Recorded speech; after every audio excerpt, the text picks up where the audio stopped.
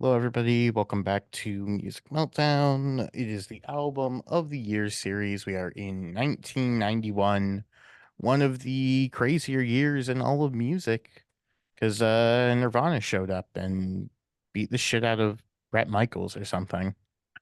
No, this is where grunge really started to take over. The alternative scene is flourishing. And yeah, that's pretty much the main sort of key here. There's like some seeds of Britpop sort of getting ready here.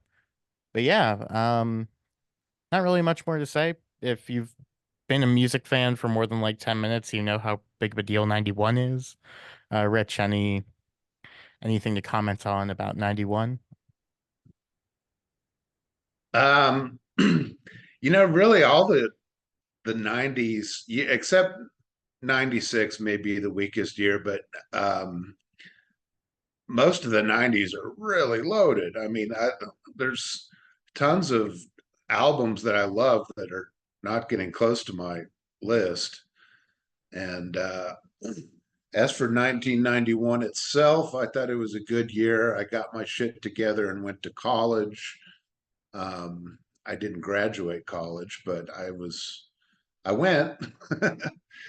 And yeah, cool year. So, even cooler, what would some of your favorite albums of 91 be? Oh, okay. I guess it's my turn to go first. Okay. Just dash through my honorable mentions. Use Your Illusion 1, Guns N' Roses, Perspex Island, Robin Hitchcock and the Egyptians, Out of Time, REM, Coming Down by Daniel Ash, Forbidden Places, Meat Puppets, Real Life, Simple Minds, super underrated album. 10, Pearl Jam, perhaps an overrated album, but still great.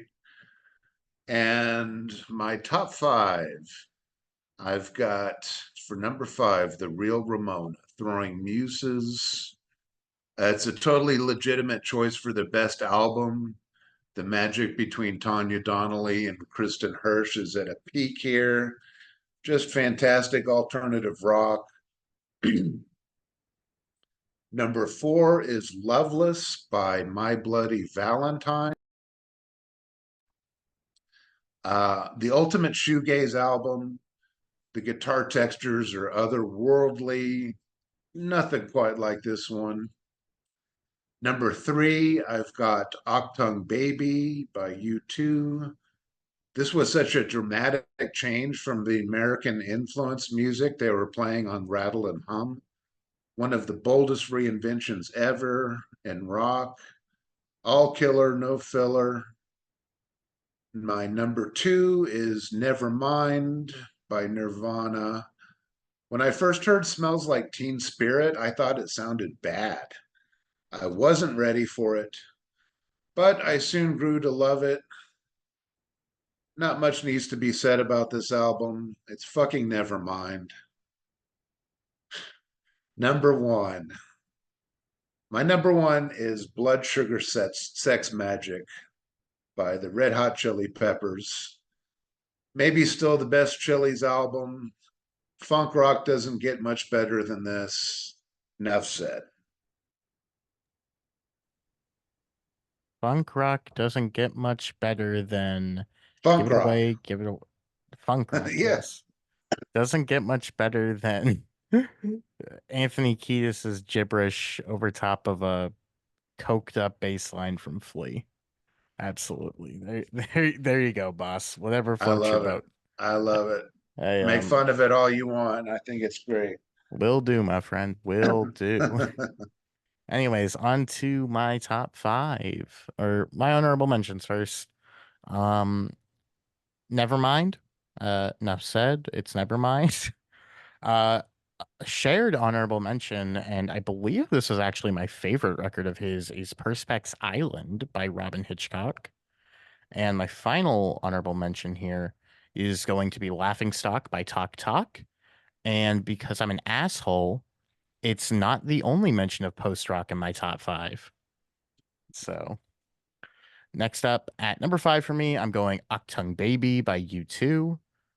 It's just a fantastic record. What can I say? It's them really reinventing themselves in the 90s in a way that really very few bands could have. It's tough to really think of a group that really reinvented themselves for the 90s as much as U2 did. Maybe Aerosmith, but that's really the only one that comes to mind. But yeah, it's a great record. The hits are awesome, but I love some of the deep cuts too. Probably my favorite being The Fly. My biggest sort of wow, you're a fucking douchebag record to make any of my lists. I got Spiderland by Slint. Oh no. This record's so fucking, it's so fucking cool. It's so atmospheric. It's like lush. It's dark. It's crazy. I love this shit. I live for it. I don't care about how like all the people we talk to hate the fuck out of it. It's so fun. Number three for me, this is a tough one. I feel like if I go back to this one, it's gonna raise and it could take the year for me. But for now, I am surprised it didn't even get mentioned for you. I have Temple of the Dog, which supergroup between members of both Soundgarden and Pearl Jam. It fucks. It just fucks so hard. Chris Cornell, I don't think ever sounded better on this record. The tracks are just all killer, no filler. It's just like Say Hello to Heaven, Hunger Strike, so many more. It's just it's such a banger record. Number two is a switch. I have The Real Ramona by Throwing Muses. I feel like this record would be number one had the sequencing on the record not been kind of fucked. Like I love the songs. I love a lot about this record, but it's such a bizarre sequenced album to me, and that's really why it's at number two. Notably with Golden Thing just like showing up in the middle of it and just being a total juxtaposition to the first half. But the best album, the least overrated album of 1991, a perfect rock record, is 10 by Pearl Jam. I think 10 by Pearl Jam is basically outstanding. I don't think Eddie Vedder really ever sounds better than he does on this album. You can make fun of his voice all you want, but very few singers sing with the amount of power, emotion, and intensity that he does.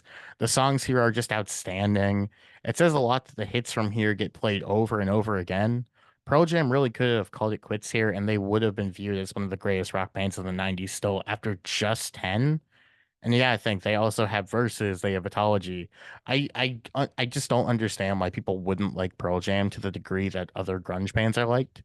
Because to me, they're just far and away the apex of that group to me. I love this record. Even like the deep cuts that don't get talked about as much, I think are awesome. Deep is awesome. I love the closer release. Even something like Porch, I think is really fucking cool. It's just an outstanding rock album that has really held up to time very well. So there you go. 10 by Pearl Jam, my winner of the year.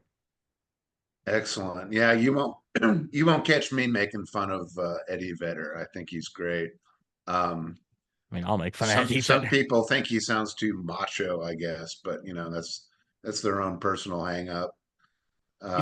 He sounds like he has a big dick.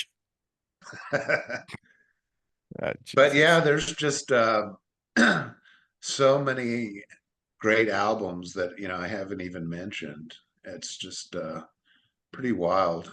But yeah, as far as Slint goes, you've got company. That's like a cult record. Yeah. Not too many people on our Taste Like Music community Discord server like them, including me. I'm not too big on it, but Yeah, yeah, we it's all got its fans. yeah, you guys make mistakes all the time. It's fine. Yeah, I mean, we see we see crazy shit in there on the regular. So That's true. One record I didn't mention that I do kind of want to throw out there as like a four-star record that I think is really fucking cool. I listened to it recently. Shepherd Moons by Enya. That shit's really fucking cool. It's sort of like the new age stuff. Didn't make my top five, but I think it's a really interesting album.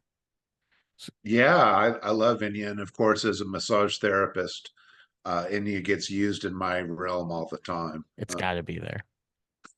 It's got to be there.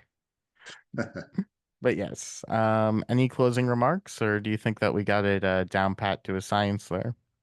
I think we got a nice tight set of top fives, so I think we're good. There we go. Alrighty, that was 1991.